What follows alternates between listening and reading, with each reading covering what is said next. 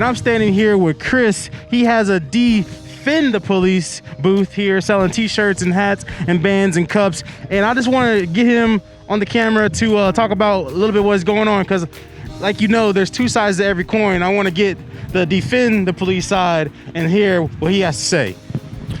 Well, not to contradict what you said, but we are here for De-Fend the Police, but also we're not here to sell apparel. We're here to show support for our law enforcement, to make people understand that, I mean, it just really is an archaic thought process to think that we can have a country without law enforcement. And we just appreciate so much what they do every day for us that we just feel we have to have that movement. And we've been fortunate enough, we started this a few weeks ago, and we've already shipped to all 50 states, including Alaska and Hawaii, which was kind of cool. And it's very organic. We're not doing anything like, you know, spend a lot of money to get out there. It's just more about one person at a time. We need to show our kids, really, and that's where it starts at, is letting them know that they are not the enemy of the people. We certainly need to work certain issues and through certain issues together, but not in that way that we've seen take hold across the country by a very small minority. The vast majority of people just are afraid to speak up about it.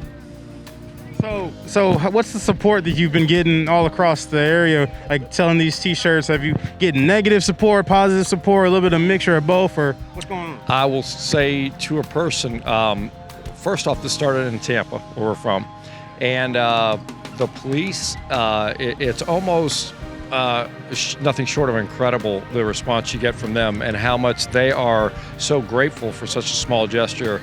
And I mean, I really just find myself telling them, look, I'm sorry that we even have to do this, and I don't want you to quit on us, because we know what our country will be like without, you know, a law enforcement force to protect us and to keep things order. And that's not to down anybody, but to just keep civility in our society is what we need to have. And the response from people is amazing. When you wear this shirt out, I got a text today from a buddy of mine in Massachusetts who's a retired cop.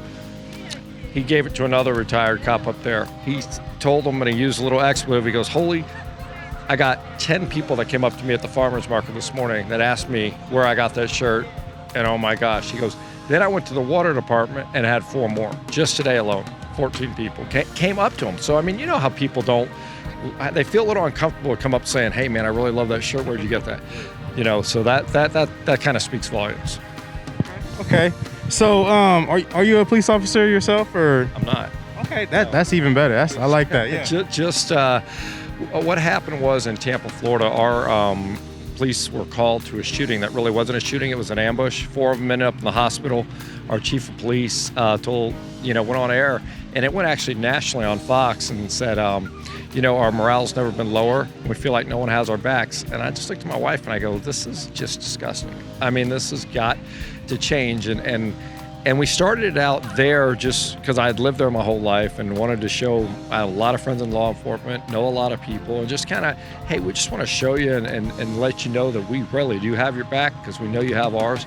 And it grew. I mean, I had people calling me, texting me, reaching out saying, how can I help? Where can I donate? Can I volunteer? But what's your organization? And I'm like, at that time, it was like, well, I just wanted to kind of help a little bit locally because of that being told. And then it just grew organically from there. That's really nice, really nice.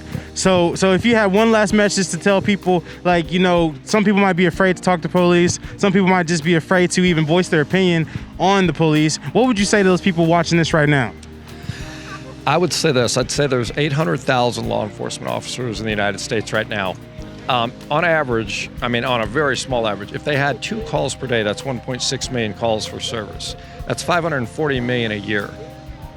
Do you really think we have a problem with policing in this country as far as people needing to be afraid of them? That's what I would say to them. I would say, look, at the end of the day, they're not perfect. Neither are lawyers, neither are doctors.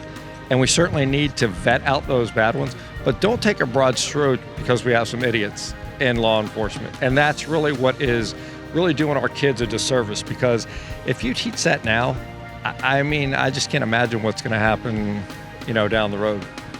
Well, I appreciate your time, Chris. I understand the message and everything, and I'm glad that we got you on camera to voice your message. And good luck on everything you're trying to do over here. Thank you very much for taking the time, and appreciate you even coming out here and letting us do it.